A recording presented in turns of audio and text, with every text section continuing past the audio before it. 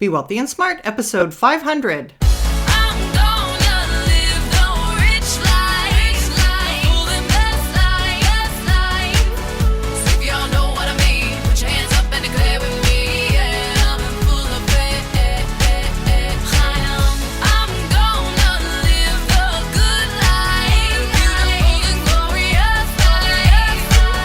Step into a world of wealth and financial freedom without budgets, boredom, or bosses on Be Wealthy and Smart.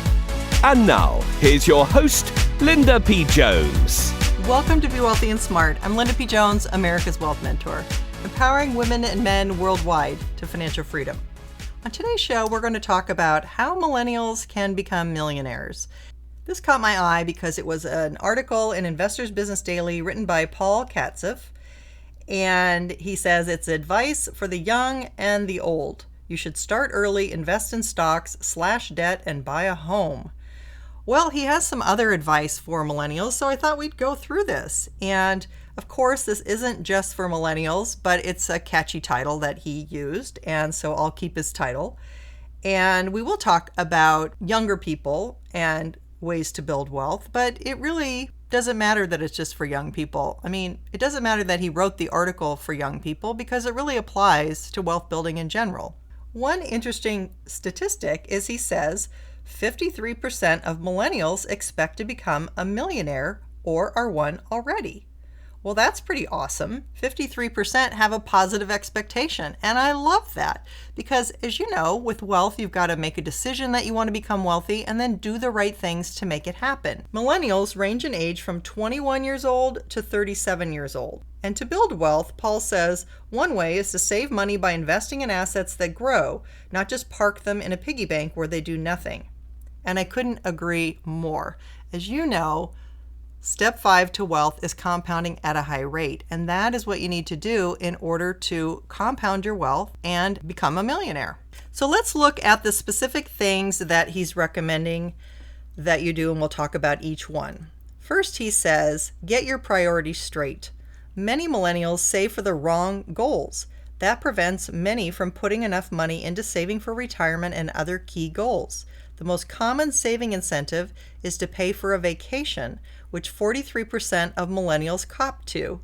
The third most often cited motivation is retirement, which 38% say they do, and 39% save to build an emergency fund. Millennials need to change their savings priorities, said J.J. Kinahan, Chief Marketing Strategist for TD Ameritrade.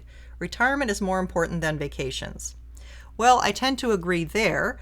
We do need to have spending priorities, and although it's not very exciting to save for retirement, the sooner that you start saving, the easier it's going to be, the less money it's going to take for you to put away for retirement, and the faster it can compound and be at work for you and be working harder for you so you don't have to work so hard. So it's super important that you do start putting some money away for retirement as early as possible. The next thing is millennials need to start early. They expect to start their first job at age 25, but they don't plan to start saving for retirement until they are 36. That's 11 years of lost compound earnings. Time is one of your easiest and most powerful investment tools, Kinahan said. Don't waste it. And I totally agree. The earlier you start, the better off you're going to be. So you've got to get your priorities straight and then start early. The next thing he says is make saving easier. The article goes on to say, make saving for retirement and other essential goals less painful by doing it through an automatic deduction plan at work and through an auto deposit arrangement into a retirement account. Kinahan said, if you don't see it in your paycheck, you won't miss it. And that's so true. If you can just do automatic investing, automatically transfer money into your investment account, have it automatically deducted out, that's a great habit to get into. The next thing he says is reduce debt. On average, millennials have nearly $15,000 in debt, even when you include those who are debt-free. The interest you pay on debt is money that ought to go into your retirement savings account. Since credit card debt charges very high interest, shop around for a balance transfer card that would charge you less. Also, pay down the balance on whichever credit card charges the highest interest. Well, I agree with that. Debt is certainly an issue for millennials, and it's so important to get the debt paid off. whatever your interest rate is on your debt is what you essentially could earn if you paid that off. So if you're paying off a 10% interest rate, it's like earning 10% because you don't have to be paying that. So you want to be paying the highest interest off first. That will give you the biggest bang for your buck. The next thing he says is invest in stocks. If you park your savings in cash or bonds, your money loses purchasing power due to inflation year by year. Instead, invest in stocks which grow over time. That's the value of compound earnings, Kinahan said. And don't waste that power of time by starting 10 years after you begin to work. Start to save right away. Broad ETFs and mutual funds are a good way to start. You're letting a professional make the investment decisions. And by investing in many stocks, you diversify risk. Well, I definitely agree with that too. You want to get invested in the stock market. We've talked here many times about how that's the easiest way to get to a higher compounding rate and to start really growing your money. The next thing he says is don't give up free money. The article goes on to say, if your workplace offers a 401k plan that provides a matching contribution by your employer, use it. That match is like a free pay raise, says financial advisor Christopher Cortez of Philadelphia-based Westcott Financial Advisory Group. Yeah, I agree. That is your first place that you definitely want to be putting money is anytime you have a match in your 401k, you want to make sure you're investing the amount that you get 100% of the match. That's free money. And that's something that is low-hanging fruit. Nobody should be missing that.